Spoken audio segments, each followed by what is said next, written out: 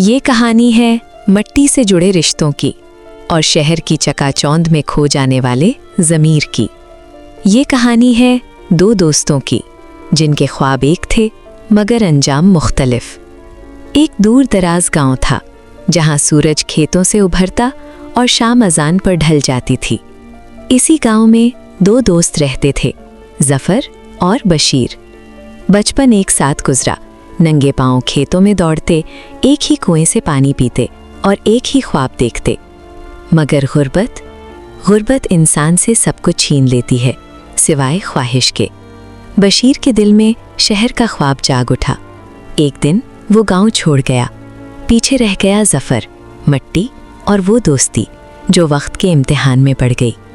شہر نے بشیر کو وہ دیا جو گاؤں نہ دے سکا، پیسہ، طاقت، نام۔ وقت گزرتا گیا، بشیر امیر ہوتا گیا، مگر دل خالی ہوتا گیا۔ شہر میں اس کی شادی ہوئی شمیلہ بیگم سے۔ شمیلہ بیگم ماڈرن تھی، زبان تیز، مزاج تلخ اور دنیا داری میں ڈوبی ہوئی۔ نماز، حیا، صبر، یہ سب اس کے نزدیک پرانے زمانے کی باتیں تھیں۔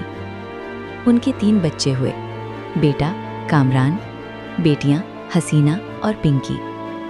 کامران باپ کے پیسے میں پلا، ماں کے لاڈ میں بگڑا اور نفس کے ہاتھوں ہار گیا۔ ادھر گاؤں میں ظفر اپنی سادہ زندگی میں خوش تھا۔ اس کے 2 بچے تھے، بیٹا راجا، بیٹی رانی۔ راجا جوان، غیرت مند اور ماں باپ کا فرما بردار۔ رانی شرم و حیا کی تصویر، آنکھوں میں جھکاؤ، دل میں اللہ کا خوف۔ وہ جانتی تھی عورت کا زیور اس کے کپڑے نہیں، اس کا کردار ہوتا ہے۔ ایک دن بشیر کو اچانک گاؤں جانے کا خیال آیا۔ شاید دل میں کہیں نہ کہیں ضمیر ابھی زندہ تھا۔ جب وہ گاؤں پہنچا تو ظفر سے گلے ملا، آنکھیں بھر آئیں، ماضی جاگ اٹھا۔ اسی ملاقات میں بشیر کی نظر رانی پر پڑی، سادگی، حیا، خاموشی۔ بشیر متاثر ہو گیا۔ اسی وقت اس نے کہا، ظفر، میں اپنی نسل کو اس مٹی سے جوڑنا چاہتا ہوں، رانی کا ہاتھ اپنے بیٹے کامران کے لیے مانگتا ہوں۔ ظفر نے سوچا، شہر کا گھر، بیٹی کا مستقبل۔ اس نے معاملہ اللہ پر چھوڑ دیا۔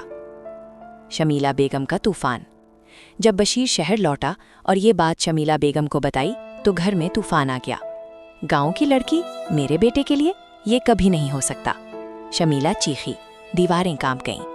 مگر بشیر نے زندگی میں پہلی بار سخت لہجہ اختیار کیا۔ اگر میری بات نہ مانی گئی تو جائیداد کا 1 روپیہ بھی نہیں ملے گا۔ لالچ انسان کو جھکا دیتا ہے۔ بیٹیاں بھی مان گئیں، ماں بھی مان گئی، اور کامران خاموش رہا۔ نکاح، سادگی سے نکاح ہو گیا۔ رانی گاؤں سے شہر آئی، آنکھوں میں خواب، دل میں دعا، یا اللہ میرا گھر بچا لینا۔ نکاح کے بعد رانی جب شہر کے اس بڑے سے گھر میں داخل ہوئی تو اسے اندازہ نہیں تھا کہ یہ گھر نہیں، ایک قید خانہ ہے۔ دروازے بند تھے، مگر سب سے مضبوط تالا سوچوں پر لگا ہوا تھا۔ نکاح کی پہلی رات تھی۔ رانی حیا میں سمٹی، سر جھکائے کمرے میں بیٹھی تھی، دل میں ہزاروں دعائیں، لبوں پر درود اور آنکھوں میں ایک ہی خواب، میرا شوہر مجھے قبول کر لے۔ مگر وقت گزرتا گیا، رات گہری ہوتی گئی اور دروازہ نہ کھلا۔ کامران اس رات گھر آیا ہی نہیں۔ وہ شہر کی اندھی گلیوں میں کوٹھے کی سیڑھیاں چڑھ رہا تھا، جہاں ناچ تھا، مجرا تھا اور گناہ کو فن کہا جاتا تھا۔ وہاں ایک عورت تھی جس کا نام بلو تھا۔ بلو کی آنکھوں میں مصنوعی کشش تھی اور دل میں صرف زندہ رہنے کی جنگ۔ کامران اسی رات بلو کے جال میں پھنس گیا۔ صبح ہوئی، رانی نے کچھ نہ پوچھا، کچھ نہ کہا۔ اس نے سمجھا شاید شوہر مصروف ہو، شاید قسمت آزما رہی ہے، لیکن قسمت ہر دن نیا زخم دیتی گئی۔ اگلی ہی صبح شمیلہ بیگم کی آواز گھر میں گونجی، اے گاؤں والی، سو کر اٹھے گی، یہاں کام خود ہوتے ہیں۔ رانی کو بستر سے گھسیٹ کر اٹھایا گیا، چائے بنا جلدی۔ رانی کے ہاتھ کانپ رہے تھے مگر اس نے کچھ نہ کہا۔ پنکی بولی، میرا ناشتہ کہاں ہے؟ حسینہ چیخی، میرے کپڑے استری کرو، مجھے پارٹی میں جانا ہے۔ اور رانی خاموشی سے ایک کے بعد ایک حکم پورا کرتی رہی۔ اس کے آنسو صرف سجدوں میں گرتے تھے۔ دن گزرتے گئے۔ کامران ہر رات کوٹھے پر جاتا اور دن میں رانی کو پہچاننے سے انکار کرتا۔ نہ بات، نہ سوال، نہ شکایت۔ رانی صرف ایک بیوی نہیں تھی، وہ ایک اجنبی تھی۔ ظلم کے انہی دنوں میں بشیر بیمار پڑ گیا۔ شاید ضمیر نے بوجھ ڈال دیا تھا۔ رانی اس کی تیمارداری کرتی رہی، خاموشی سے، اور ایک دن بشیر دنیا سے چلا گیا۔ اس کے جنازے میں رانی سب سے پیچھے کھڑی تھی، جیسے وہ اس گھر کی نہ ہو۔ بشیر کے مرنے کے بعد ظلم کھل کر سامنے آ گیا۔ ایک دن شمیلہ بیگم نے رانی کو بالوں سے پکڑا، مارا، گھسیٹا اور کہا، نکل جا یہاں سے، نحوست ہے تو۔ کامران سامنے کھڑا تھا مگر خاموش۔ آخرکار رانی کو گھر سے نکال دیا گیا۔ رانی روتی ہوئی گاؤں پہنچی۔ جیسے ہی اس نے ماں کو سب بتایا، ماں نے سینہ پکڑا اور وہیں گر گئی۔ بیٹی کی بربادی ماں کا دل توڑ گئی۔ ماں اسی صدمے میں دنیا سے رخصت ہو گئی۔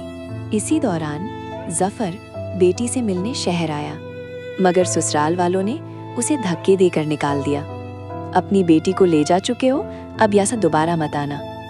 ظفر روتا ہوا گاؤں لوٹا اور جو دیکھا وہ قیامت تھی۔